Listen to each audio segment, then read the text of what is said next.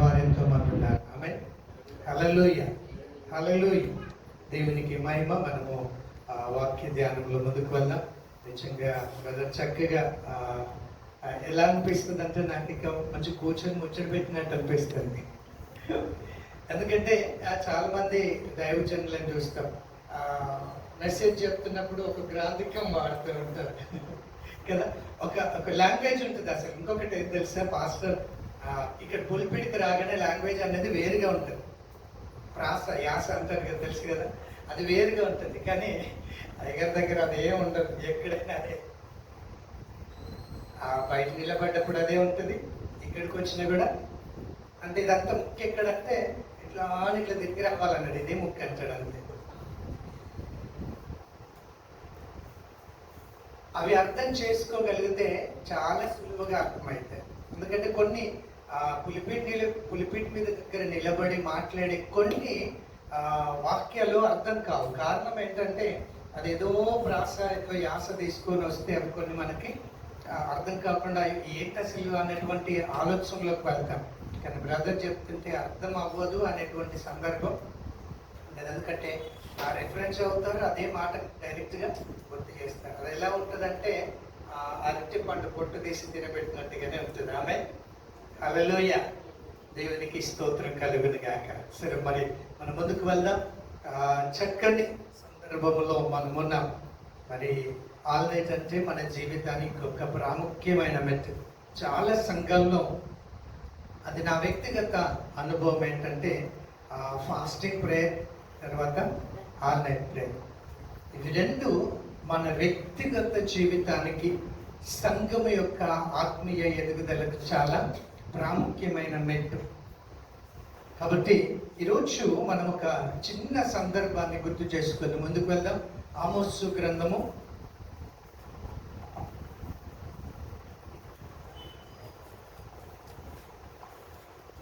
4వ అధ్యాయము 12వ వచనములో మంచి మాట ఉంది. ఆ మాట చదువుదాం. కాబట్టి ఇశ్రాయేలు వారలారా, మీ ఎడల నేను ఇలాగనే చేయుదును గనుక ఇశ్రాయేలు వారలారా, మీ దేవుని సన్నిధిని కనబడుటకై సిద్ధపడుడి. మీ దేవుని సన్నిధిని కనబడుటకై సిద్ధపడుడి. దేవునికి స్తోత్రం, హల్లెలూయా. ఈరోజు ప్రత్యేకంగా దేవుని సన్నిధిని కనబడడానికి సిద్ధపడాలి. దేవుని సన్నిధిలో మనం ఎందుకు కనబడాలి? దేవుని సన్నిధిలో మనం ఎందుకు కనబడాలి? మనం వేసుకున్న డ్రెస్ చూపెట్టుకోవడానికా? ఎందుకు కనబడాలి? Very good.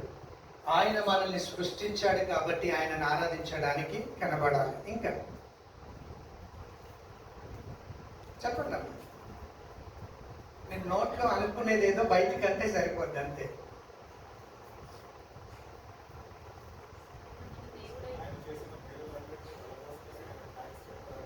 Okay, thanks giving అంటే దేవునికి కృతజ్ఞత చెల్లించడానికి శిశువు చెప్తున్నారు. ఆయన మన దేవుడై ఉన్నాడు.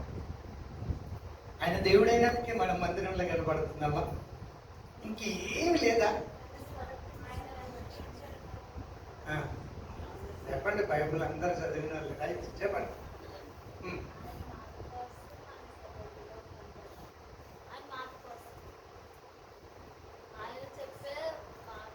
మాట కోసం. Okay, very good.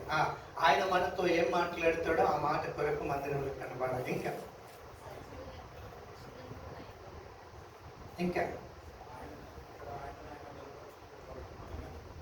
ఓకే, ఇంకా ఆనందించడానికి, ఇంకా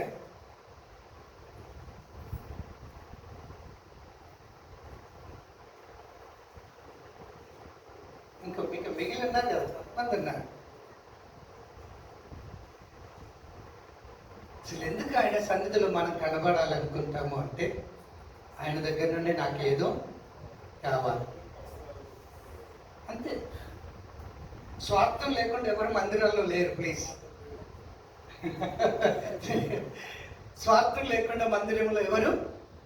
ఆయన సృష్టించినందుక మనం ఇక్కడ ఉండేది. ఆయన మనతో ఏం మాట్లాడతాడన్నా ఆయన మాట వినాలనుకుంటే ఎవరు ఈరోజు క్రైస్తవులు ఎక్కడుండేవారు? ఈ సంఘానికి వచ్చే వారందరూ ఇక్కడే ఉండేవారు. ఖచ్చితంగా ఆయన మాట వినాలి అన్నటువంటి భావముతో ఉంటే సంఘాలన్నీ కూడా అసలు ఏ చర్చి సరిపోదండి సంఘ సభ్యులు కనుక ఉంటే. ఇది మామూలే కదా. ఓకే,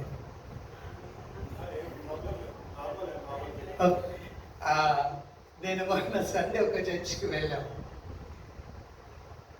ఎంత పెద్ద చర్చి తెలుసా? చాలా పెద్ద చర్చి. అందులో 25% కూడా కూర్చోలేదు. చాలా పెద్ద చర్చ్, అందులో ఒక 25% కూడా కూర్చోలేదు. నిజంగా దేవుని మాట వినాలి అనుకొని అంటే మనుష్యులు మందిరానికి రావాలనుకుంటే అందులో కంప్లీట్గా నిండిపోయేవారు.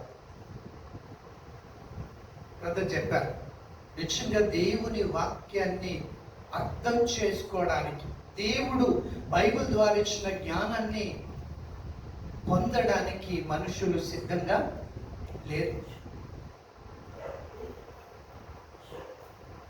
ఆ జ్ఞానాన్ని గనక పొందాలి అనేటువంటి ఆశ ఆలోచనతో ఉంటే క్రైస్తవ జీవితాలు ఇలాగుండేవి కావు. దేవుని జ్ఞానాన్ని పొందాలి అనేటువంటి ఆశతో ఉండే వాళ్ళు చాలా తక్కువ.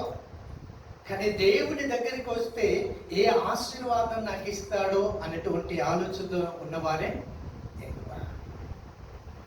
కాబట్టి ఈ రాత్రి ఆమోస్ ప్రవక్త చెప్తూ ఉన్నాడు ఏంటంటే, ఆయన సన్నిధిని కనబడడానికి మీరు సిద్ధంగా ఉన్నారు. ఎందుకు కనబడాలి ఆయన సన్నిధిలో అంటే, మీరు చెప్పిన రీజన్స్ అన్ని, మీరు చెప్పిన ఆన్సర్స్ అన్ని వాస్తవమే. కానీ దాంట్లో ఉన్నటువంటి లోతైనటువంటి ఆలోచన, వెనుకాల ఉన్నటువంటి ఆలోచన ఏంటంటే, ఆయన దగ్గరికి వస్తే నాకు ఏ ఆశీర్వాదము వస్తుంది, నేను దీవించబడతాను, నేను ఆశీర్వదించబడతాను, నా జీవితం మార్చబడుతుంది, నా వ్యక్తిగతమైనటువంటి ఆలోచనలు మార్చబడతాయి అన్నటువంటి ఉద్దేశంతో ఆయన సన్నిధి కనబడడానికి సిద్ధపడుతూ ఉన్నాం.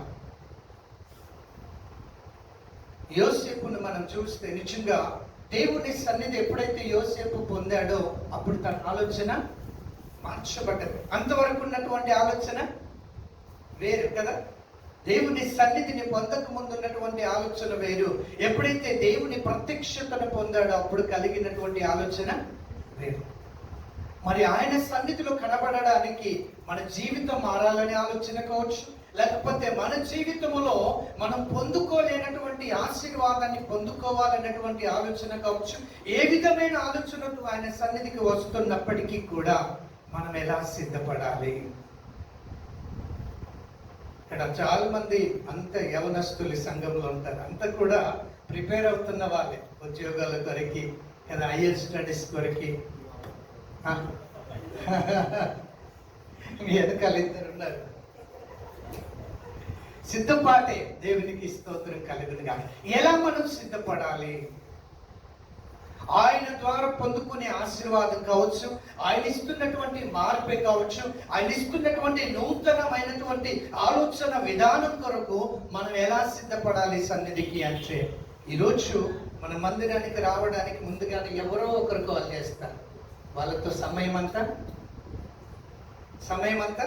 వ్యర్థమైపోతుంది.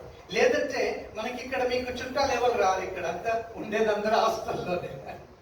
హాస్టల్కి ఏ చుట్టాలు వస్తారు కదా, ఎక్కువ మంది స్టూడెంట్స్ ఉన్నారు కాబట్టి నేను ఈ మాట గుర్తు చేస్తాను. కొన్ని గృహాల్లో ఉన్నవారు మనం మందిరానికి వెళ్తాడానికి సిద్ధపడుతున్నప్పుడు ఖచ్చితంగా ఎవరో ఒకరు మన దగ్గరికి వస్తూ ఉంటారు.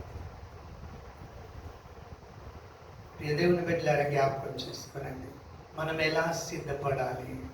నేను ఒక 3 విషయాలు మీ ముందు ఉంచాలని ఆశపడుతూ ఉన్నాను. ఎలా సిద్ధపడాలి మనం అంటే, బైబిల్ గ్రంథంలో ఒక వ్యక్తి జీవితాన్ని ఈరోజు ధ్యానం చేద్దాం. సహోదరుడు స్తుతి ఆరాధన చేస్తున్నప్పుడు ఒక వ్యక్తిని గుర్తు చేశారు, చెప్తారా అమ్మా? Very good, thank you, God bless you. ఎవరిని గుర్తు చేశారు? యాకోబును గుర్తు చేశారు.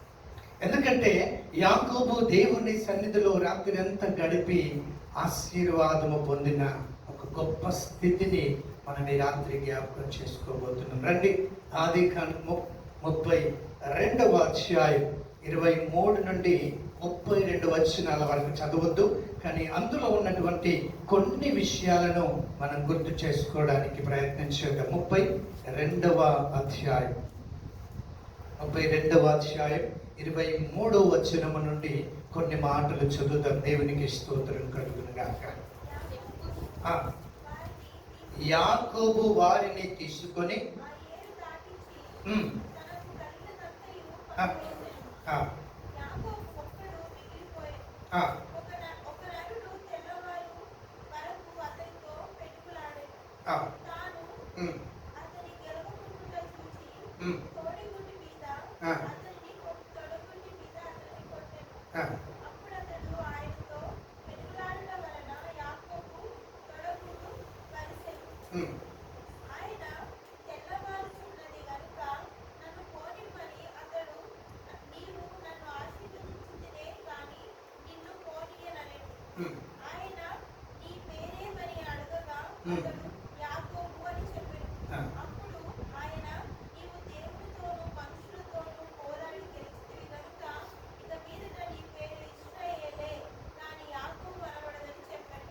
దేవునికి స్తోత్రం. ఇక్కడ మనం యాకోబు జీవితాన్ని గురించి ఆలోచన చేస్తున్నప్పుడు ఈ 30 వచనాల వరకు 32 వరకు ఉన్నటువంటి విషయాలు 3 సంఘటనలు మనం జ్ఞాపకం చేసుకుంటాం.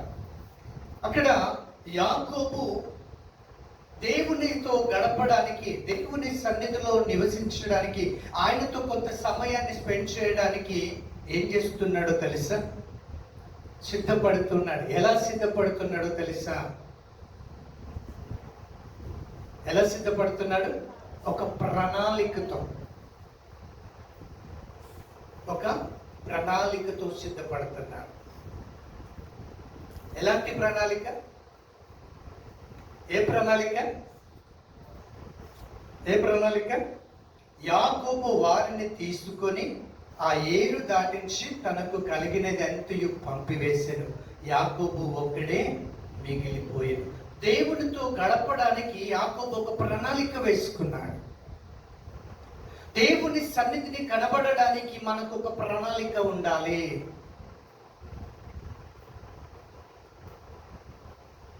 ఎందుకు అనంటే దేవుని సన్నిధిలో మనం కనబడడానికి వెనుకలున్న రహస్యం చాలా గొప్పవి. మనం ఏదో ఒక వ్యక్తిగా వచ్చి నిలబడుతున్నాం, కానీ వెనుకాల మన మనస్సులో, మన హృదయంలో మెదులుతున్న అనేకమైన ఆలోచనలను నెరవేర్చుకోవడానికి ప్రణాళికతో దేవుని సన్నిధికి మనం సిద్ధపడాలి. ఆమేన్, హల్లెలూయా. ఏదో ఊరికే సమయానికి బైబిల్ పట్టుకొని వచ్చేసి కూర్చుంటే మనం ఏమీ నేర్చుకోలేము. అలా కూర్చోవడం ఏంటంటే ఇది ఒక ఆల్ నైట్ అని చెప్పేసి, లేదంటే ఒక ఆదివారం అని చెప్పేసి, లేకపోతే ఒక గృహకుడికని, ఒక విజ్ఞాపన కోడికని రావడమే తప్ప మనం అక్కడి నుండి ఏదో పొందుకోవాలి, దేవుడి దగ్గర మనం ఏదో నేర్చుకోవాలనే భావముతో వచ్చిన సందర్భము కాదు. కానీ దేవుని సన్నిధిలో గడపడానికి మనం ఎలా సిద్ధపడాలంటే ఒక ప్రణాళిక ఉండాలి. ఒక ప్రణాళిక లేకుండా మనం సిద్ధపడితే ఆ సిద్ధపాటులో చెప్పండి, దేవుని సన్నిధిలో గడుపుతున్న ఆ కొద్ది క్షణాలలో మనం ఏమి నేర్చుకోం. యాకోబు అందరినీ పంపివేశారు, తనకు కలిగిన వారందరినీ పంపేసి ఒక్కడే ఒంటరిగా దేవుడితో గడపడానికి ప్రణాళిక వేసుకుంటున్నాడు. ఆమేన్, హల్లెలూయా, హల్లెలూయా. ప్రియ సంగమా, ఈ రాత్రి కాల సమయం దేవుని మందిరానికి రావడానికి నీకేముండాలి? ప్లాన్ ఉండాలి. ఇంగ్లీష్లో రాసుకోండి, నేను తెలుగులోనే చెప్తాను, కానీ 3 P'లు ఉంటాయి ఇక్కడ. ప్రిపేర్, ప్లాన్, ప్రణాళికతో నీవు సిద్ధపడాలి. దేవుని సన్నిధికి రావడానికి నీ దగ్గర ప్రణాళిక లేకపోతే మన జీవితంలో ఆశించిన ఆశీర్వాదాన్ని మనము పొందలేము. ఒకసారి చూద్దాం, లూకా సువార్తలో ఒక వ్యక్తి మనకు చాలా పరిచయమైన వ్యక్తి. ఎవరు చెప్తారా? జక్కయ్య. Very good. 19వ అధ్యాయంలో చూస్తే జక్కయ్య యేసు ప్రభును కలుసుకోవడానికి ఏం చేస్తున్నాడు? ఒక ప్రణాళిక ఉంది. ఎవరిని చూడడానికి? యేసును చూడడానికి. తన జీవితంలో నూతనమైనటువంటి ఆలోచన కలిగి ఉండడానికి, తన జీవితాన్ని మార్చుకోవడానికి, ఏదైతే తను పాపములో కలిగి ఉన్నాడో వాటన్నిటి నుండి విడిపించబడడానికి జక్కయ్య ఒక ప్రణాళిక కలిగి ఉన్నాడు. యేసయ్య దగ్గరికి వెళ్ళి చూస్తే కనబడడానికి తెలిసి ఏం చేశాడంటే ఆయనకు ముందుగానే వెళ్ళి ఒక చెట్టును వెన్నుకొని ఆ చెట్టు ఎక్కితే కనబడతాడు. అదంతా ఒక ప్లాన్ తెలుసు, ఒక ప్రణాళిక. తండ్రి అయిన దేవుడు మానవుని సృష్టించడానికి కూడా ఒక ప్రణాళిక ఉంది. ఇంతకుముందు కూడా ఒకసారి నేను జ్ఞాపకం చేశాను అనుకుంటా. మానవుని సృష్టించడానికి ముందుగా దేవుడు ఏం చేశాడట, మానవునికి కావలసిన ప్రతిదీ సృష్టించాడు. ఆమె హల్లెలూయా. ఒక ప్రణాళిక ఉంది. మానవునికి కావలసిన నీరు, మానవునికి కావలసిన గాలి, మానవునికి కావలసినటువంటి వెలుతురు, ఆహారము, ప్రతి దానిని సృష్టించి తర్వాత మానవుని చేశారు. అంటే ఒక కార్యం జరగాలి, ఒక అద్భుతం మన జీవితంలో జరగాలంటే ఏముండాలి? ప్రణాళిక ఉండాలి. ఇప్పుడు స్టూడెంట్స్ మీరు చదవడానికి కోరిక లేసి ఏ అధ్యాయం అంటే ఏ చాప్టర్ అంటే ఆ చాప్టర్ చదువుతారా? ఎవరైనా ప్రిపేర్ అవుతున్న వారు ఉన్నారా?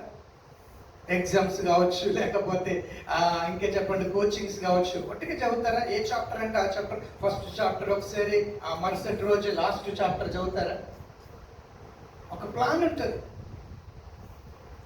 ఒక షెడ్యూల్ తయారు చేసుకుంటారు, ఒక టైం టేబుల్ తయారు చేసుకుంటారు. అదంతా ఏంటంటే ఒక ప్రణాళిక. ఆ ప్రణాళిక ఎందుకు వేసుకుంటారు? టైంపాస్ కొరకే, సక్సెస్ అవ్వడానికి.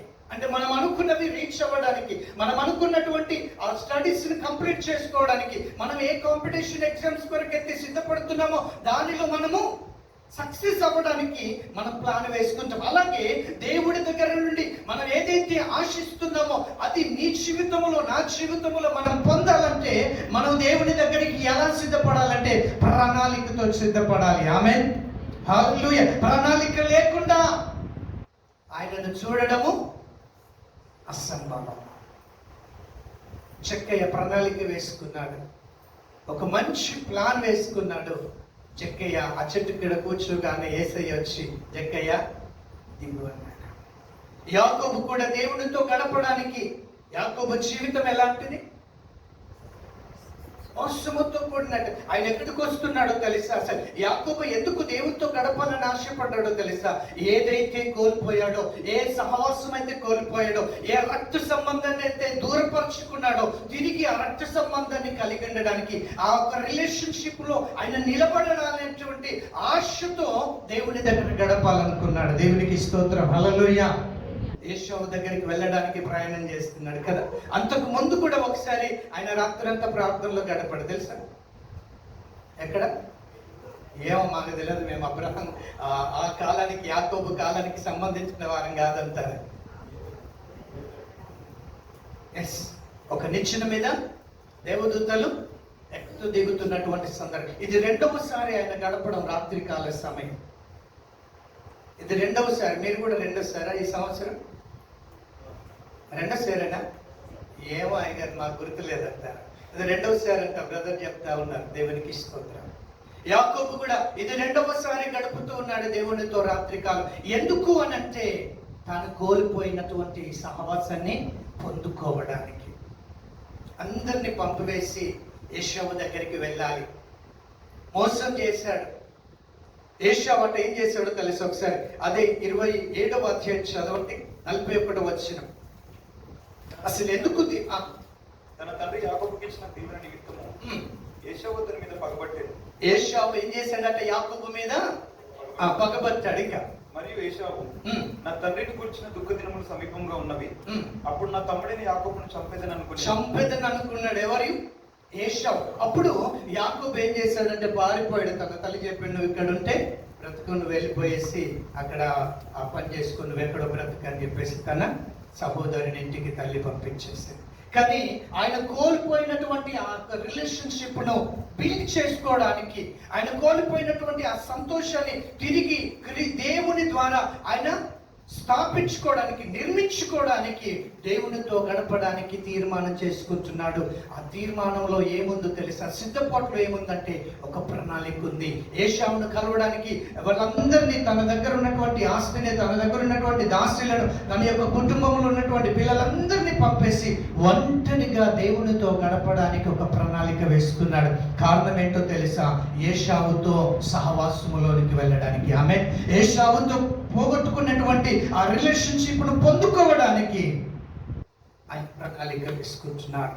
నీ జీవితంలో ఏదైతే నువ్వు కోల్పోయావో, ఏదైతే నీ జీవితంలో కావాలని నువ్వు ఆశపడుతున్నావో, అది నీవు దేవుని దగ్గర నుండి పొందుకోవాలి అంటే, దేవునితో గడపడానికి నువ్వు సిద్ధపడుతున్నప్పుడు ఒక ప్రణాళిక ఉండాలి.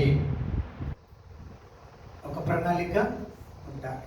ప్రార్థన చేయడానికి మనము ఇంట్లో కూర్చుంటాం. ఒక గొప్ప డిస్టర్బెన్స్, పెద్ద డిస్టర్బెన్స్ ఏంటిది? టింగం అంటది అది. మన మనసు ఎక్కడున్నా కూడా ఎంత బిజీగా ఉండని అండి, అక్కడ నెట్టుపోద్ది.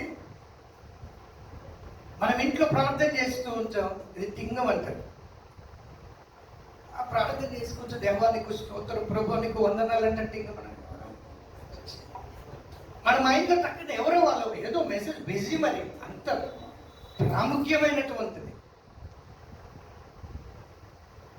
యాకోబు ఎవరు తనను డిస్టర్బ్ చేయకుండా, ఎవరు తనను ఆటంకపరచకుండా అందరినీ పంపివేసి ఒక్కడే దేవునితో గడపడానికి ప్రణాళిక సిద్ధం చేసుకున్నాడు. ఆమేన్, హల్లెలూయా, హల్లెలూయా. నువ్వు దేవుని సన్నిధికి వస్తున్నప్పుడు నీ మనస్సులో ఉన్న ప్రతి దానిని విడిచిపెట్టి ప్రణాళిక సిద్ధం చేసుకో. ఊరిక రాకండి ప్లీజ్.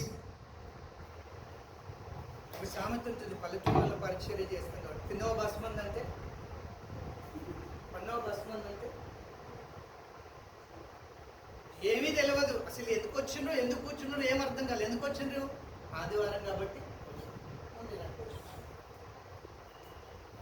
పిలిపాయి గారు అయితే రాకపోయినా కూడా ఎవరికి ఫోన్ చేసేది ఉండదు. వచ్చిన దేవుని బిడ్డలని హారం చేసు రక్తమే చేయమంటారు. ఆ గోల కూడా ఉండదు. మాకైతే పల్లెటూరులో రాకపోతే అంతే. ఇక మా బొర్రె ఉన్నది, రాకపోతే బొర్రె నాడు అనగానే పోతుంది. నా అంకుల్ రమ్మంటున్నాడు, చర్చికి నాడు. చిత్తగూడ, జన్నారం చిత్తగూడ, లిఖిత అంటే తెలుసు. ఇక్కడ పీజీ చేసుకుంది. ఈరోజు మేము ఇక్కడ ఉంటాం అనగానే పాపం క్యాన్లో పెట్టుకొని కూడా వచ్చింది. దేవుడికి స్తోత్రం కలుగును. దేవుడు ఆ బిడ్డను దీవించిన కాక తన పీజీ కావచ్చు, బిఎడ్ కావచ్చు, తను ఇంకా ఏదైతే గురి కలిగి ఉందో యాకోబులాగా, ఏ ఆలోచనతో దేవుని మందిరంలో ఉందో అట్టి ఆలోచన నెరవేర్చబడను కాక. ఆమేన్, హల్లెలూయా. ఖచ్చితంగా పంపించేవారు కదా. వాళ్ళ మమ్మ ఉంటుంది, ఆమె నెత్తిగా దండోరే. చర్చికి రాకపోతే అయిపోయినట్టే వాళ్ళు. మైక్ అవసరం లేదా?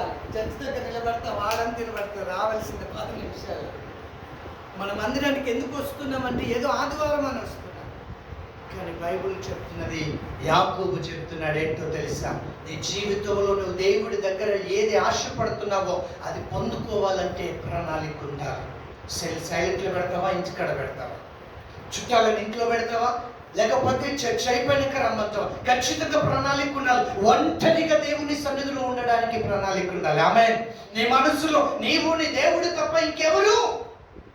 ఈ ప్రణాళిక లేకుండా అన్ని మన నెత్తి మీద పెట్టుకొని వస్తే ఏమి సాధించాలి? వచ్చి వెళ్ళిపోవడం తప్ప ఏమి తీసుకొని వెళ్ళం మనం. ఇక్కడ నుండి ఏదో కొంత తీసుకొని వెళ్ళాలి అంటే ప్రిపేర్ విత్ ప్లాన్. ఖచ్చితంగా ప్రణాళికతో నువ్వు సిద్ధపడాలి.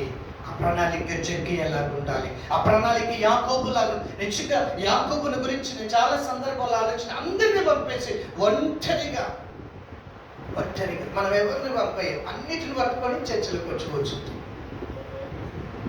సార్ ఆటోల లెక్క రాస్తారు కదమ్మా, అందరు బాగుండాలి, అందులో నేనే బాగుండాలి. ఇదేం డైలాగో, ఇదేమి ఆ కొటేషనో నాకు అర్థం కాదు. అంటే ఎవరిని నొప్పించగా, అందరూ తెలుగు చదువుకున్నాం కదా, తొప్పించగా తానొక తప్పించుకు తిరుగువాడే ధన్యుడి సున్నతి అంట. అతను బాగుండాలి, అందులో నేను బాగుండాలి, నేనుండాలి. ప్లీజ్ అన్నిటిని వదిలిపెట్టి ఒంటరిగా దేవుని మందిరానికి రావడానికి సిద్ధపడండి. రేపు ఆదివారం అలాగే వస్తారని ఆశపడతా ఉండండి. ఆమె ఎవరిని తీసుకొని రాకండి, అంతే. మీ మనసులో ఏముండదు, ప్లీజ్. ఇంకొకరిని తీసుకొని రండి, వాళ్ళకి దేవుని వాక్యం వినిపించడానికి, కానీ నీతో ముచ్చట పెట్టడానికి కాదు. ప్లీజ్ ఇక్కడికి వచ్చిన తర్వాత కూడా ఫోన్ ఇస్తే బయటికి వెళ్ళకండి. మీరు ఇక్కడికి వచ్చినాక ఫోన్ లిఫ్ట్ చేశారు అంటే మీరు ఒంటరిగా దేవునితో గడపడానికి రాలేదు, ప్రణాళికతో మందిరానికి రాలేదు, అంతే. మీరు ఎన్ని ఎక్స్పెక్టేషన్స్తో ఇక్కడికి వచ్చిన వాటిని మీరు రీచ్ అవ్వడం అసంభవం. ఎందుకో తెలుసా? మీరు ఒంటరిగా దేవునితో గడపడానికి ప్రణాళిక లేదు. ఈరోజు చర్చి కదా అని వెళ్తున్నారు, ఫోన్ చేయగానే అటెండ్ చేస్తున్నారు, వాట్సాప్ చూస్తున్నారు. నేను వాట్సాప్ చేశాను, కెమెరా ఆఫ్ అయింది. నేను ఎందుకు చూసాను? నేను అక్కడ వెనకాల కూర్చున్నాను, బ్రదర్ వాక్యం చెప్తున్నారు, అది ఆఫ్ అయిపోయింది. నేను మెసేజ్ చేశాను రోయల్కి, వెంటనే వచ్చి ఆన్సర్ అక్కడ నన్ను సెట్ చేశాడు. ఎందుకు చూసాడా?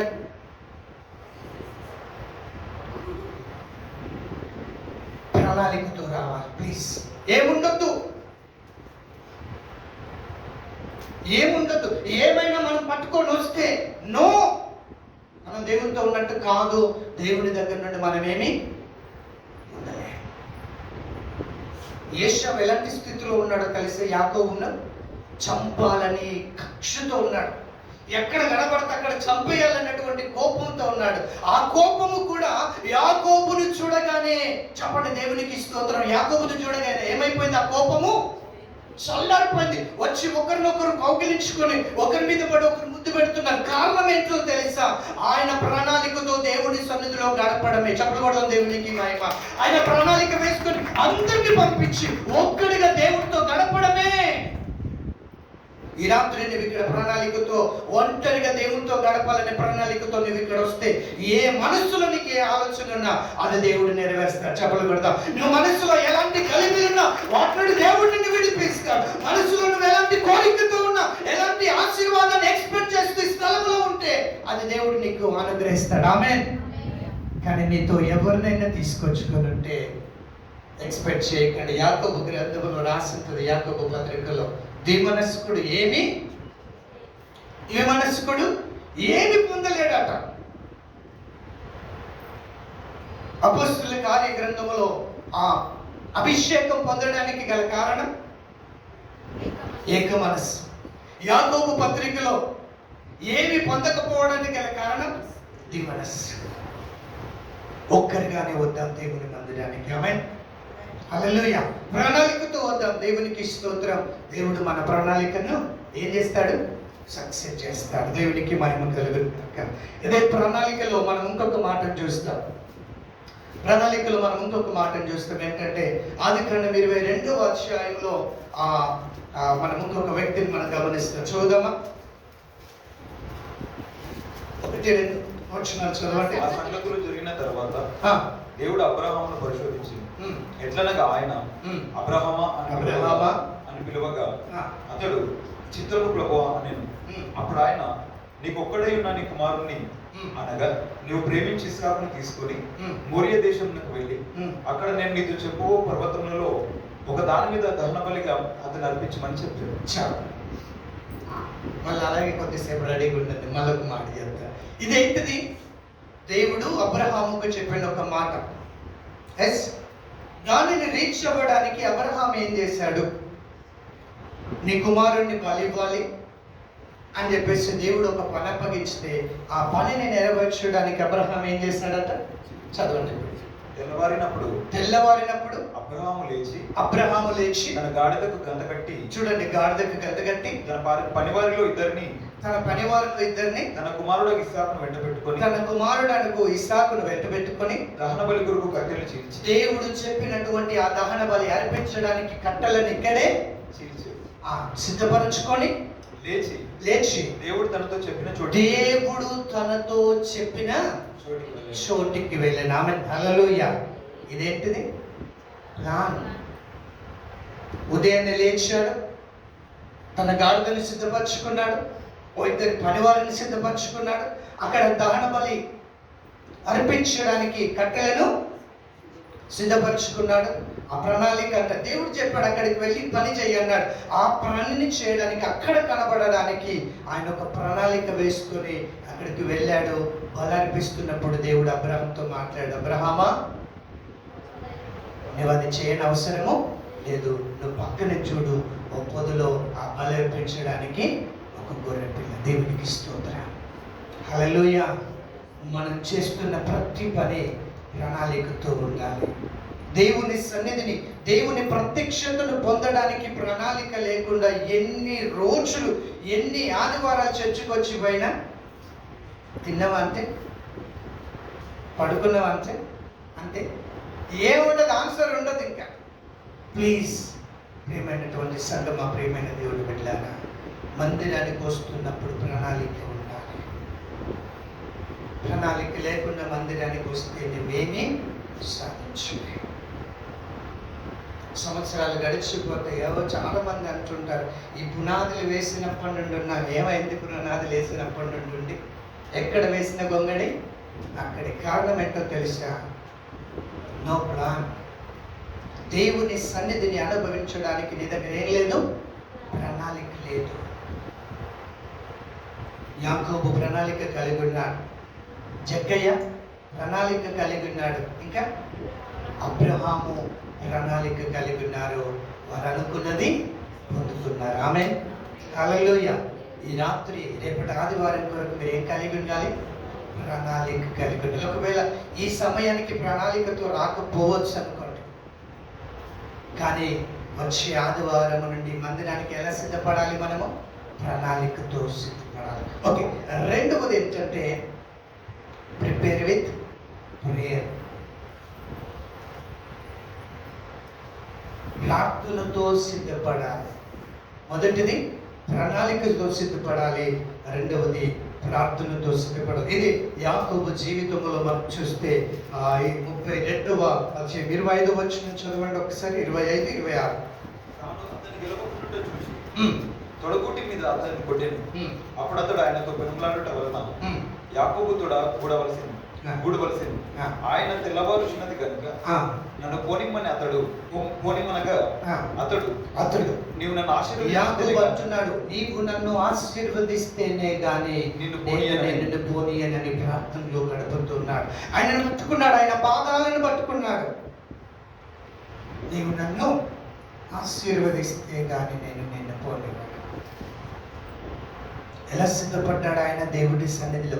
ఆ యాకోబు ఏశావుతో చెప్పండి కమ్యూనికేషన్ పెంచుకోవడానికి, ఏశావుతో రిలేషన్షిప్ను పొందడానికి ఆయన ఎలా సిద్ధపడుతున్నాడంటే ప్రార్థన, నీవు నన్ను ఆశీర్వదించావు. ఎందుకంటే నేను ఏశావు దగ్గరికి వెళ్ళినప్పుడు ఏశావు ఎలాంటి స్థితిలో ఉన్నాడో తెలుసా? నన్ను చంపాలి అనుకుంటూ ఉన్నాడు, నా మీద కక్షతో ఉన్నాడు, నా మీద కోపముతో ఉన్నాడు. అది చల్లారి ఆయన నాతో సహవాసంలోకి రావాలంటే నీవు నన్ను, నా బ్రతుకు మారాలి.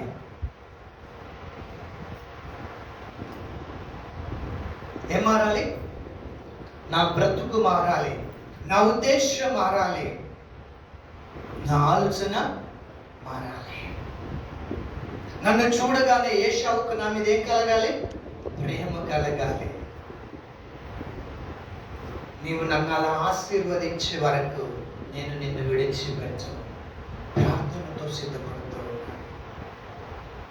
సంగమ మందిరానికి వస్తున్నప్పుడు నేను మీ దగ్గర అందరి దగ్గర గమనించాను, చాలా సంతోషం. భాస్కర్ గారికి నిండు వందనాలు. ఎందుకు తెలుసా?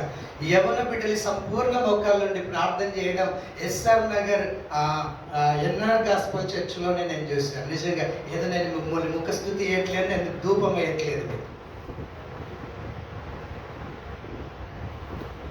నిజంగా నాకు చాలా సంతోషం. నేను మా బాబుతో చెప్పాను ఏంటంటే, నిజంగా బిడ్డ చాలా హ్యాపీ నాకు ఏంటంటే, చర్చిలోకి రాగానే అందరూ సంపూర్ణ మోకాళ్ళు ఉంటారు.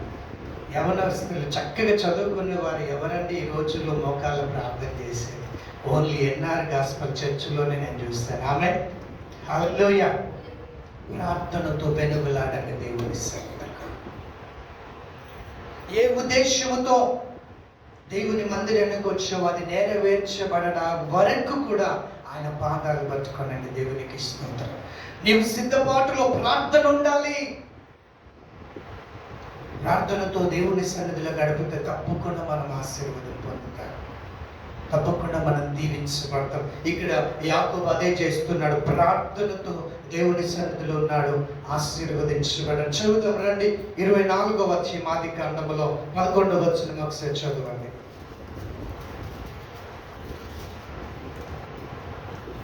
సాయంకాలమందు స్త్రీలు నీళ్లు చేదుకొని వచ్చే వేళకు ఆ ఊరి బయటనున్న నీళ్ల బావి యొక్క తన ఒంటెలను మోకరింపచేసి ఇట్లనెను, నా యజమానుడు ప్రార్థన చేస్తున్నాడు. నా యజమానుడైన అబ్రహాము దేవుడైన యెహోవా, నేను వచ్చిన కార్యమును త్వరలో సఫలము చేసి నా యజమానుడు అబ్రహాము మీద అనుగ్రహము చూపుము, చిత్తగించుము.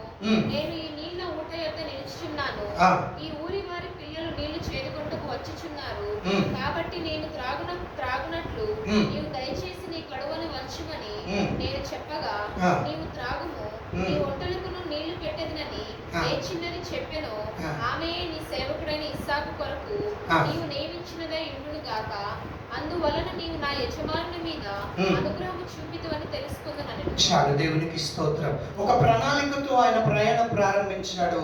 ఆ ప్రణాళికను ఫుల్ఫిల్ చేసుకోవడానికి ఆయన ఏం చేస్తున్నాడు? ప్రార్థన చేస్తూ ఉన్నాడు. ఆ ప్రణాళిక యొక్క ఫలితం పొందడానికి ఆయన ఎలా సిద్ధపడ్డాడు? ప్రార్థన పూర్వకంగా సిద్ధపడ్డాడు. యాకోబు కూడా ఒక ప్రణాళిక వేసుకున్నాడు, ఏశావును కలవాలని. ఆ ప్రణాళికలో ఆయన ఏం చేస్తాడు? మొదటిది సిద్ధపడ్డాడు. ఎక్కడికి వెళ్ళాలి? ఏశావు దగ్గరికి వెళ్ళాలి.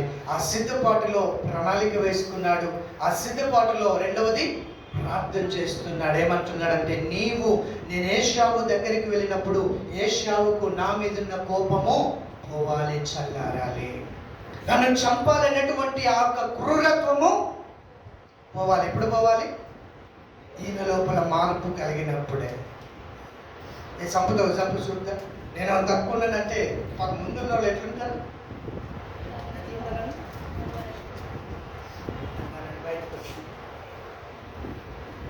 ఇప్పుడు మొన్న 26 మందిని ఇండియా వాళ్ళను పాకిస్తాన్ ఉగ్రవాదులు చంపేశారు. వాళ్ళు ఇంటి లోపలికి వచ్చారు, బయటికి వెళ్ళిపోయారు. అప్పుడు ఏమీ చేయలే. ఇప్పుడు మాత్రం వందల వర్షం కురిపిస్తారు. వాళ్ళు ఊరుకుంటారా? వాళ్ళు కురిపిస్తారు. మన ఇండియా పాకిస్తాన్ బార్డర్ ఉన్నటువంటి రాష్ట్రంలో ఉన్నటువంటి జనాలు ప్రాణాలు దగ్గర పెట్టుకుంటున్నారు. ఎప్పుడు ఏ బాంబు పడుతుందో తెలియదు. మేము ఇది వచ్చే ముందు గురేలు బాంబు రెడీ అవ్వమన్నారు. మేము రెడీ అయ్యాము. అక్కడ ఎవరు ఏదో పండుగకో మరి ఏం జరుగుతుందో, బరం జరుగుతుందో బాంబులు కాల్చుకుంటున్నారు. అరే బాబు, మీరు సంతోషంగా బాంబులు కాల్చుకుంటున్నారు ఏమో కాదు. నేను బయటకు వచ్చి అదే చూస్తున్నాను దగ్గర ఎక్కడ. ఎందుకంటే ఇప్పుడు ఆ బాంబో తెలియదు, ఈ బాంబో తెలియదు. ఇప్పుడు ఈ స్వభావముతో ఉంటే వారికి మన మీద ప్రేమ పుట్టదు. యాకోబు లోపల ఉన్నటువంటి మనసుతో ఏశావు దగ్గరికి వెళ్తే ఏశావుకు యాకోబు మీద ప్రేమ. అందుకొరకే ఈయన ఏం చేస్తున్నాడంటే, రెండవ ఆలోచన ఏంటంటే ప్రార్థన చేస్తున్నాడు. దేవా, నా మనస్సు మార్చు, నన్ను చూడగానే ఆయనకు ప్రేమ పుట్టేలాగా నా జీవిత వైఖరిని మార్చు అని ప్రార్థన చేస్తున్నాడు. సిద్ధపాటులో రెండవ భాగం ఏంటంటే ప్రార్థన. నువ్వు ఇక్కడికి వస్తున్నప్పుడు, మందిరంలో కూర్చుంటున్నప్పుడు, దేవా నీవు నాతో మాట్లాడుతున్నప్పుడు నా బ్రతుకు, నేను ఇక్కడ నుండి వెళ్తున్నప్పుడు నన్ను చూస్తున్నవారు అనేకులు నిన్ను చూడాలి. దేవునికి స్తోత్రం. నన్ను చూస్తున్నవారు అనేకులు నాలోని యొక్క ఆలోచనలను చూడాలి. దేవునికి మహిమ కలుగును గాక. తెల్లబట్టలు వేసుకోవాలి, సంతోషం. తెల్లబట్టలు వేసుకున్నంత మాత్రాన యేసుక్రీస్తు కనబడాడండి. ప్లీజ్, తెల్లబట్టలు వేసుకున్నంత మాత్రాన యేసుక్రీస్తు కనబడడు. ముఖం ఎలాగుండాలట? ఎలా ఉండాలి? ముఖం ఎలాగ ఉండాలి?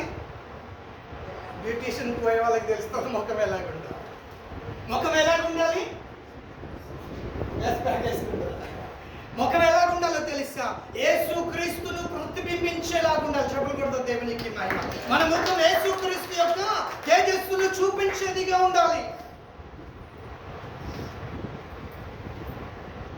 అది మన జీవితంలో కలిగే మార్పు. అది రావడానికి అందుకొరకే పౌలు ప్రసవ వేదనతో ప్రార్థన చేస్తాడు. ఎందుకు తెలుసా? మీ లోపల ఎవరికి కనబడాలి? క్రీస్తు స్వరూపము ఏర్పడే వరకు నాకు ప్రసవ వేదన వస్తుందా? నా ముఖం వేసే ఈ ముఖం కనబడుతుందా? నేను అట్లా మారుతున్నా, మార్చబడతానా? ఎన్ని ప్యాకులు వేసుకోవాలో నేను అట్లా మారాలి. అందుకని యేసు ప్రభు యూదా దేశానికి ఎంత చక్కని సౌందర్యమో తెలుసా? ఈ నల్లమొహానికి అలా రావాలంటే ప్యాకుల మీద ప్యాకులు వేయాలి, ఓడవాలి, ఇంకా అంత ప్యాకులన్నీ ఆయన కూడా. కానీ ఏం రావాలో తెలుసా? ప్రతిబింబం. ఆమేన్, హల్లెలూయా. యేసుక్రీస్తు స్వరూపం ఏంటి చెప్తారా? ఎట్లుంటాడు? కొడుకు కాబట్టి కొంచెం ఉండకపోతే ఎట్లా? యేసుక్రీస్తు స్వరూపం అంటే ఏంటిది? ప్రేమ. అది మన లోపల కనపడాలి. మోసం చేసిన యాకోబులో ఏశావుకి ఏం కనబడ్డదో తెలుసా? దేవునికి మహిమ, ప్రేమ కనబడ్డది. అందుకొరకే పరిగెత్తుకొని వచ్చి ఏశావు మెద మీద పడి ముద్దు పెట్టుకుంటా ఉన్నాడు. ఏం కనబడ్డది? యాకోబు జీవితంలో ప్రేమ కనబడుతున్నది. ఆ ప్రేమ అనేది ఎక్కడి నుండి వచ్చింది? మోసం చేసిన యాకోబుకు ఆ ప్రేమ అనేటువంటి స్వభావం, ఆ స్వరూపం ఎక్కడి నుండి వచ్చిందంటే ఒంటరిగా దేవుని సన్నిధిలో, అయ్యా నీవు ఆ ప్రేమతో నన్ను ఆశీర్వదించే వరకు నేను నిన్ను విడిచిపెట్టనని చేసిన ప్రార్థన ద్వారా వచ్చింది. దేవునికి మహిమ కలుగును గాక. హల్లెలూయా. మందిరము నుండి వెళ్తున్నప్పుడు నీ ముఖములో ఏం కనబడాలి? యేసుక్రీస్తు యొక్క ప్రతిబింబం కనబడాలి. తెల్ల బట్టలు వేసుకొని నీ మీద మన్నువాడంటే ఎట్లుంటుంది? తెల్ల బట్టలు వేసుకొని బయట ఈ చర్చ నుండి వచ్చి బయటకు పోతున్న నీ మీద మన్నువాడ అంటే ఎంత బాగుంటుంది? ఇదేనా మీ పాస్టర్ ఆయన నేర్పించింది? మీ పిల్లలు గారు ఇదే నేర్పించిందా? అయ్యా ఇదే అంటారు ఖచ్చితంగా బయటికి వెళ్ళగానే. కానీ ఏముండాలి? క్రీస్తు యొక్క కవలిక, క్రీస్తు యొక్క తేజస్సు కనబడాలి. ఆ తేజస్సు యాకోబులో కనబడేలాగా ఆయన ప్రార్థనతో సిద్ధపడుతూ ఉన్నాడు. మొదటిది ఏంటిది? ప్రణాళిక ఉంది. రెండవది ప్రార్థన ఉంది.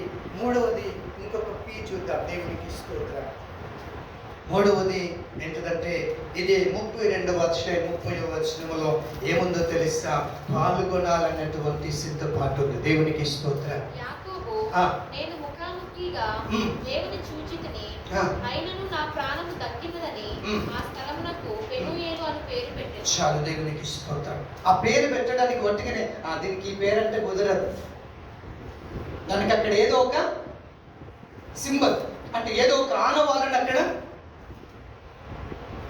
ఆయన సిద్ధపరచాలి. అక్కడ దానిని ఆయన ఏర్పాటు చేయాలి. అక్కడ దాని కొరకు ఆయన పని చేయాలి.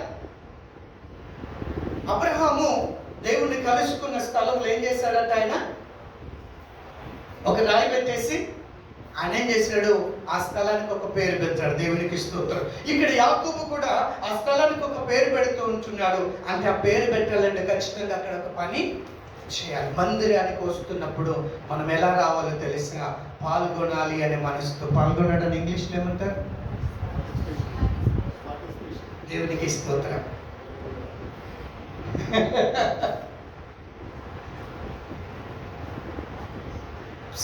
పని చేయాలి, పాల్గొనాలనే మనసుతో. ఒక చిన్న పిల్లవాడు యేసుక్రీస్తు కాలంలో యేసుక్రీస్తు కొండ మీద ప్రసంగం చేస్తున్నప్పుడు అక్కడికి వచ్చాడు. ఎలా వచ్చాడు చెప్పండి? 2 చేపలు పెట్టుకొని వచ్చాడు కదా. ఎందుకు పట్టుకొచ్చుకున్నాడు ఆయన? ఖచ్చితంగా అక్కడ నేను ఏదో రకంగా ఉపయోగపడాలని. ఒకవేళ తన కొరకే పట్టుకొచ్చుకుంటే, అరే బాబు రొట్టెలేడే నేను ఇవ్వ, అవి నా కొరకు తెచ్చుకున్నా, మా అన్న కొరకు తెచ్చుకున్నా, మా అక్క కొరకు తెచ్చుకున్నా, నేను ఇవ్వననేవాడు. కానీ ఆ శిష్యులు వెళ్ళి చూడగానే ఆ రొట్టెలు చేపలు ఇచ్చేస్తున్నాడు. అంటే పాల్గొనాలి, ఆ కార్యక్రమంలో నేను ఏదో ఒక రకంగా ఉపయోగపడాలి. యాకోబు కూడా దేవుని సన్నిధిలో దేవుడు దర్శించిన స్థలానికి పెనియేలని పేరు పెట్టి అక్కడ ఉపయోగకరంగా ఉండి అక్కడ నుండి తిరిగి ఏశావును కలుస్తూ ఉన్నాడు. ఆయన పొందుకోవలసిన ఆశీర్వాదం, పొందుకోవలసిన స్థితిని పొందుకోవడానికి ఆయన ఏదో ఒక రకంగా దేవుని ప్రసన్నతలో వాడబడుతూ ఉన్నాడు. ఊరికి వచ్చి కూర్చొని వెళ్ళకండి మందిరంలోకి. ఏదో ఒక రకంగా సంఘములో, మందిరంలో ఏం చేయాలి? వాడబడాలి. ఏ రకంగా వాడబడుతున్నారు? ఒకసారి క్వశ్చన్ వేస్తారు. ఆ చిన్న పిల్లవాడు కదా, లూకా సువార్తలో అనుకుంటా మాట ఉంది. లూకా సువార్త 4వ అధ్యాయంలో ఆ మాట ఉంది, చూద్దాం. 4వ అధ్యాయం, యోహాను సువార్త 6వ అధ్యాయం 9వ వచనం.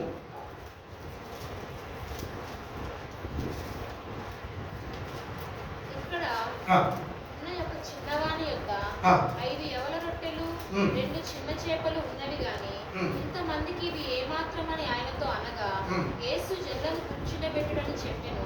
ఆ చోట చాలా పచ్చిక ఉండెను గనుక లెక్కకు ఇంచుమించు 5,000 మంది పురుషులు కూర్చుండ్రి. అంతమంది కూర్చున్నారు. ఆ చిన్నవాడు ఆ రొట్టెల్ని ఇచ్చేశాడు. ఆమె అంటే అక్కడ జనం వస్తారని తెలుసు కాబట్టి ఏదో ఒక రకంగా నేను వాడబడాలి అనేటువంటి ఆలోచనతో ఆ స్థలంలోకి వచ్చాడు చిన్న బిడ్డ. దేవుని బిడ్డలారా, మనం ఎలా సిద్ధపడాలి దేవుని సన్నిధి కంటే? వాడబడాలి అనేటువంటి ఆశతో రావాలి.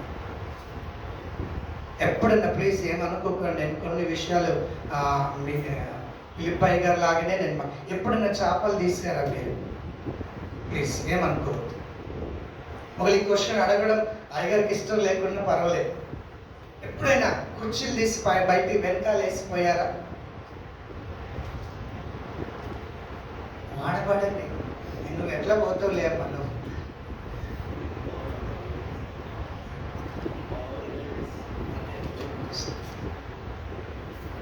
ప్లీజ్ వాడబడాలనేటువంటి ఆశతో రండి. ఏదో ఒక రకంగా రెండవుతుంది ఇక్కడ ప్రేరైపోయే వరకు. ఏమన్నా తీసుకుని రండి. ఏదో ఒక రకంగా ఉపయోగపడేలాగా రండి ఇక్కడికి. ఏదో ఒక రకంగా దేవుని సన్నిధిలో వాడబడాలనే మనసుతో రండి ఇక్కడికి. ఒకవేళ రాకపోతే ఈ వారం నుండి అలాగే సిద్ధపడండి. దేవునికి స్తోత్రం. ఇంతవరకు ఎప్పుడు మేము అలా రాలేదనుకుంటే వచ్చే ఆదివారం నుండి సిద్ధపడండి. ఏం కావాలి? ఏదో ఒకటి ఉపయోగపడాలి, ఏదో ఒక పని చేయడానికి, ఏదో ఒక రకంగా ఉపయోగకరంగా ఉండడానికి సిద్ధపడండి. యాకోబు ఏశావును కలిసేటువంటి ఈ సిద్ధపాటులో ఆయన ప్రణాళిక వేసుకున్నాడు, ప్రార్థన చేశాడు, అక్కడ ఒక పని చేస్తూ ఉన్నాడు, పాల్గొన్నాడు. దేవుని ప్రత్యక్షతలో ఆయన ఒక పని చేసి ఏశావును కలుసుకొని దేవుణ్ణి గనపరుస్తూ ఉన్నాడు. ఆమె నీ జీవితంలో నువ్వు అనుకున్న గురి రీచ్ అవ్వాలి అంటే, నువ్వు అనుకున్నది ఏదైనా సాధించాలి అంటే ప్రణాళిక ఉండాలి, ప్రార్థన ఉండాలి, దేవుని సన్నిధిలో నీ యొక్క పార్టిసిపేషన్ ఉండాలి. అప్పుడే నువ్వు అనుకున్న దానిని సాధిస్తావు. నువ్వు ఏ రకంగా అయినా ఉపయోగపడు. చేపలు తీసే ఉపయోగపడు, చీరలు తీసే ఉపయోగపడు. 2 గంటలు దాక్కుంటున్నారు సంఘం అంతా యమున బిడ్డలని, ఏదైనా స్నాక్స్ తీసుకొచ్చి ఉపయోగపడు, టీ తీసుకొచ్చి ఉపయోగపడు, భోజనం పెట్టి ఉపయోగపడు.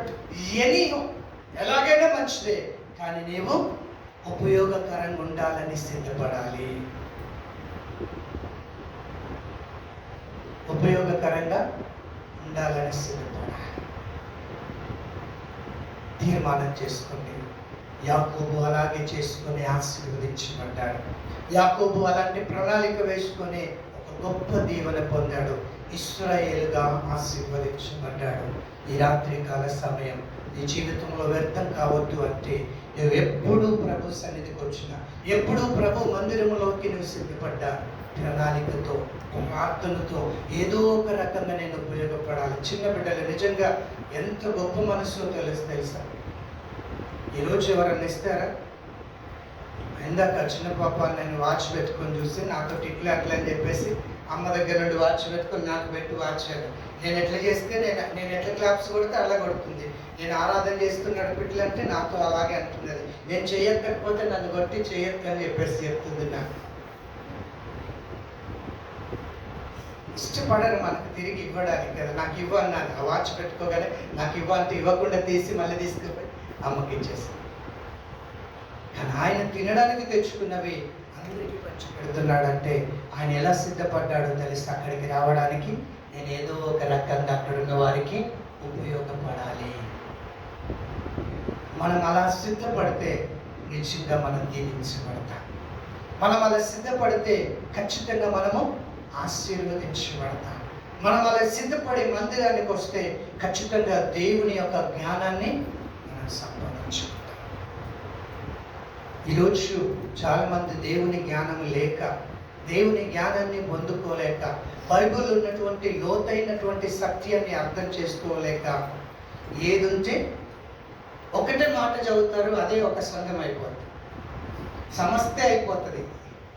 ఒక మాట చదివి సమస్త అయిపోతుంది. 2వ అధ్యాయం చదివిరు కొంతమంది, అపొస్తలుల కార్యం 2వ అధ్యాయం చదివిండ్రు, అక్కడ భాషలు అన్నారు, అదొక సమస్త అయిపోయింది అంతే. భాషలు మాట్లాడకపోతే మీకు రక్షణ లేదు, భాషలు మాట్లాడకపోతే మీకు పరలోకం లేదు. అయ్యగారు చెప్తారు పరలోకం లేదు. కానీ ఆ భాషలు ఎందుకు మాట్లాడారో కింది వచనం చదవరు, పై వచనం చదవరు, సమస్య అదే కదా. మీరు ఎదుటి వాని ఎడల దీన మనసు అనే వస్త్రాలు ధరించుకోండి అంటే తెల్ల బట్టలు ధరించుకుంటారు, సమస్య అయిపోయింది అంతే. ఎలాంటి మనసు? దీన మనసు అంటే తెల్ల బట్టలు కాదు ప్లీజ్. నల్ల బట్టలు వేసుకున్నా దీన మనసుతో ఉండవచ్చు, పచ్చ బట్టలు వేసుకున్నా దీన మనసుతో ఉండవచ్చు. అదొక ఆ మాట చదువుతారు, ఇక దాన్ని సమస్య అయిపోతుంది అంతే.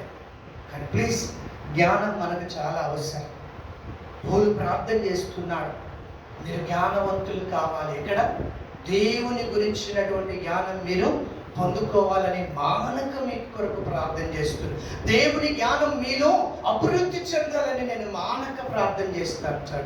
ఈ జ్ఞానము లేక ఈరోజు ఒక్క మాటకు సంస్థను నిర్మించుకొని అదే అనుకొని వెళ్తూనే ఉన్నారు. ఒక వచ్చి చింతగూడలో లిఖిత గుర్తుందో లేదో, నాకు వివాహమైంది, ఒక బాబు ఉన్నాడు. నేను ఇస్తే బ్యాప్టిజంకి ఇస్తే, నేను బ్యాప్టిజం ఇస్తే వాళ్ళకి పరలోకం ఉండదంట. ఒక టీం వచ్చేసి మన చర్చ్ బిలీవర్స్కి చెప్పేశారు.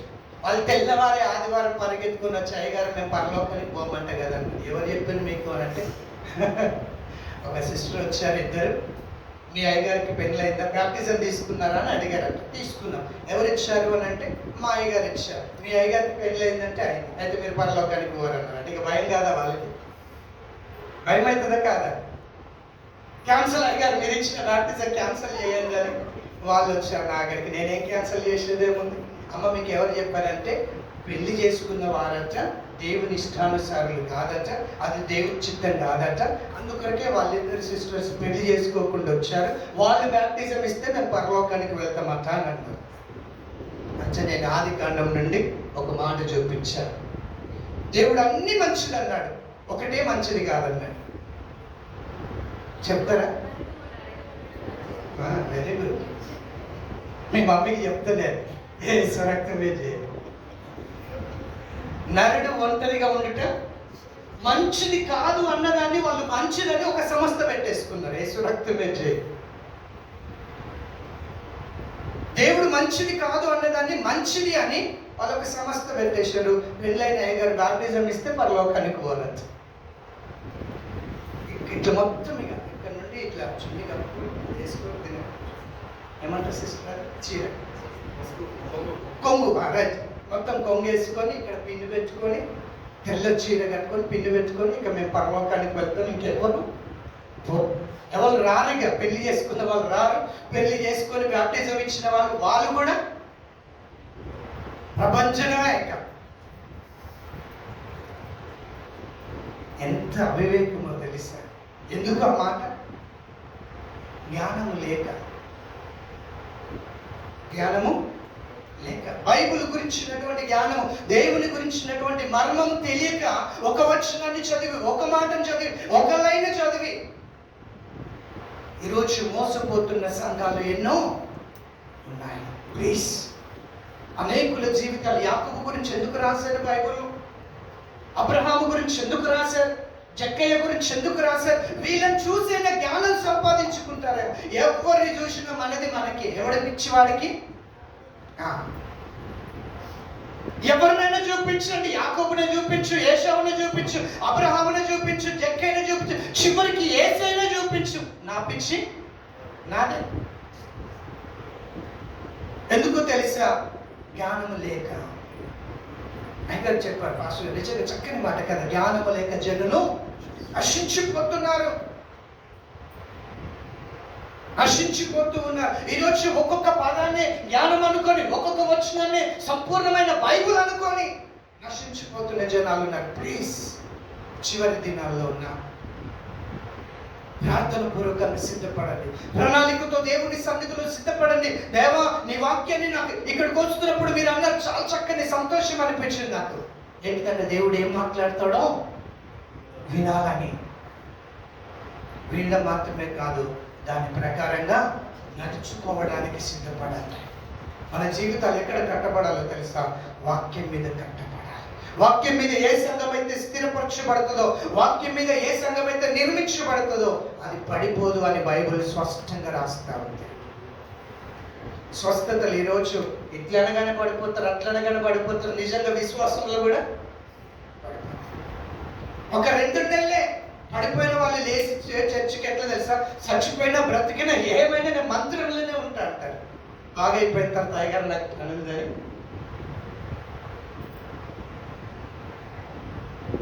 సీమోనుల కుష్ఠరోగం నుండి విడిపించబడ్డాడు. వాసన, భయంకరమైన వాసన. ఏసై వెళ్ళాడు, బాగా అయిపోయింది. ఏసైని ఇంటికి పిలిచిండు, కానీ ఆయన రోగం మాత్రం పోయిందా? పోలేదా? కుష్ఠరోగం పోయిందా? అయ్యో, కుష్ఠరోగం పోయిందా పోలేదా? డౌటా?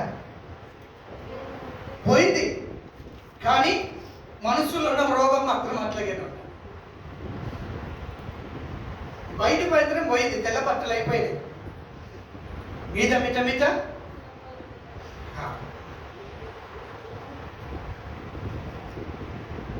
మీద మంచిగానే ఉంది. కుష్ఠరోగం అంత పోయింది, ఆసన పోయింది, అంత పోయింది. కానీ ఏసఐ దగ్గరికి వచ్చి ఒక స్త్రీ పాదాలు కడుగుతుంటే ఏసఐకి అర్థం కావట్లేదా? ఆ పాపాత్మురాలు నా ఇంట్లోకి రావడం ఏంటి, ఆ పాపాత్మురాలు ఆయన పాదాలు పట్టుకోవడం ఏంటి, ఏసఐకి అర్థం కావట్లేదని సీమోన్ అనుకుంటున్నాడు. తెలుసా మీకు? అప్పుడు యేసు ప్రభు అన్నాడు, అయ్యా, నేను నీ ఇంటికి వస్తే నాకు నీళ్ళు ఇవ్వలేదు, నన్ను యోగక్షేమాలు అడగలేదు, ఏం అడగలేదు, కానీ మనస్సులో నీకు ఎందుకు ఈ ఆలోచన? అంటే పైది మాత్రం పోయింది, కానీ లోపలిది మాత్రం మేడి పండి చూడు మేలిమై ఉండును, పొట్టు విప్పి చూడు పురుగులుండును. మన మనస్సు మారాలంటే బైబిల్ జ్ఞానం మనకు అవసరం. ఈ జ్ఞానం లేకపోతే మన మనస్సు మారదు. కాబట్టి ఈ రాత్రికాల సమయంలో ప్రియ సంఘం, ప్రియ దేవుని బిడ్డలారా, దేవుని మందిరానికి వస్తున్నప్పుడు ఎలా సిద్ధపడాలి? ప్రణాళికతో సిద్ధపడాలి, ప్రార్థనతో సిద్ధపడాలి, పార్టిసిపేషన్ కొరకు సిద్ధపడాలి. ఇలా 3 Pలతో దేవుని సన్నిధికి మీరు రాగలిగితే చెప్పండి, పరలోకపు ఆశీర్వాదం దేవుడు మీకు అనుగ్రహిస్తారు. మీరు అనుకున్నది దేవుడు మీ జీవితంలో నెరవేరుస్తారు. మీరు ఏదైతే పొందుకోవాలని ఆశతో మందిరానికి వచ్చారో ఆ ఆశను దేవుడు తృప్తిపరుస్తాడు. అలా తృప్తి పొందుకోవాలి, అలా దేవుని జ్ఞానాన్ని పొందుకోవాలని మీరు అనుకుంటే ప్రణాళిక ఉండాలి, ప్రార్థన ఉండాలి, పార్టిసిపేషన్ మైండ్ ఉండాలి. అప్పుడే మీరు అనుకున్న దానిని మీరు సాధించగలరు. అంటే కృప దేవుడు ఈ రాత్రి మీకు అనుగ్రహించుగాక. ఆమేన్, ఆమేన్, ఆమేన్.